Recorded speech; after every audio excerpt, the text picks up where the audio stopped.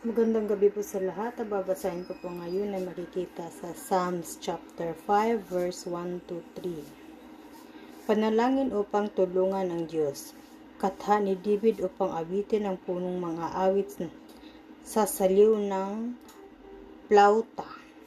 Pakinggan mo, Yawi, ang aking pagdaing, ang aking panaghoy, sana'y bigyan ng pansin. Aking Diyos at Hari, karaingan, ko'y pakinggan, sapagkat sa iyo lang ako nananawagan. Sa kinaumagahan, O Yawi, tinig ko'y iyong dinggin.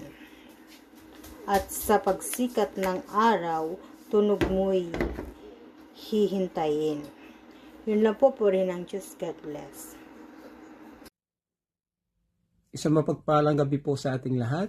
Sa aking pong pagbabahagi ngayong gabi ay manggagaling sa Aklat ng Mga Awit, Kabanata 5, Talata 4 hanggang 5. Ikaw ay Diyos na di nalulugo sa kasamaan, mga maling gawain di mo pinapayagan. Ang mga palalo'y di makakataga sa iyong harapan, mga gumagawa ng kasama ay iyong kinasusuklaman. Ang salita po mula sa banal na kasulatan, sa amang lumikha lamang po ang mataas na papuri lagi. Amin.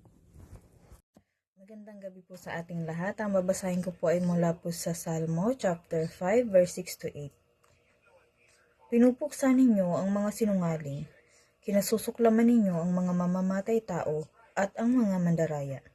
Ngunit dahil sa inyong wagas na pag-ibig, ako'y makakapasok sa inyong tahanan, at bilang paggalang, ako'y magpapatira pa sa inyong banal na templo. O Panginoon, ako'y inyong gabayan tungo sa inyong matuwid na daan, sapagkat napakarami ng aking kalaban. Gawin niyong madali kong sundan ang iyong daan na nasa aking harapan. Amen. God bless po. Hello po, good afternoon. Ang aking Bible verse for today is from the book of Psalms, chapter 5, verses 9 to 10. Ang mga sinasabi ng mga kaaway ko'y kasinungalingan. Sa loobin nila'y pawang kabulukan. Parang bukas na libingan ang kanilang lalamunan. Pananalita nila'y pawang panlilindang. O Diyos, sila sana'y iyong panagutin sa sariling pakana. Sila'y iyong pabagsakin. Sa dami ng pagkakasala nila, sila'y iyong itakwil, sapagkat mapaghimagsik sila at mga suwail. Amen. Ang mabuting balita ng ating Panginoon. So muli po, purihin muli ang Panginoon sa pagkakataon na ipinagkaloob muli po sa atin na tayo makapagpatuloy sa ating pagbabasa ng Biblia. Tayo po ay nasa Psalms chapter 5, no?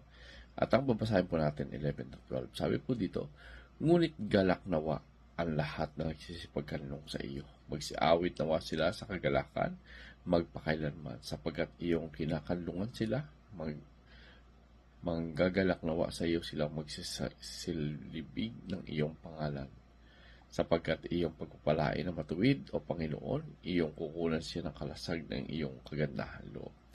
So dito makita po natin, no, talaga napakapalad, no, ng taong nagtitiwala sa Panginoon, tumatakbo doon sa Diyos para sa isang proteksyon at humingi sa Diyos ng proteksyon, no.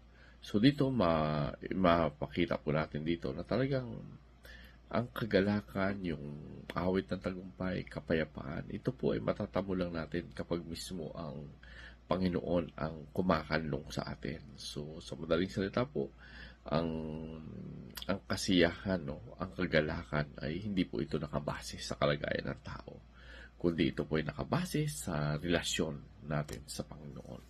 So dito makikita natin na talagang kung ang Diyos yung iyong kanlungan, ay talagang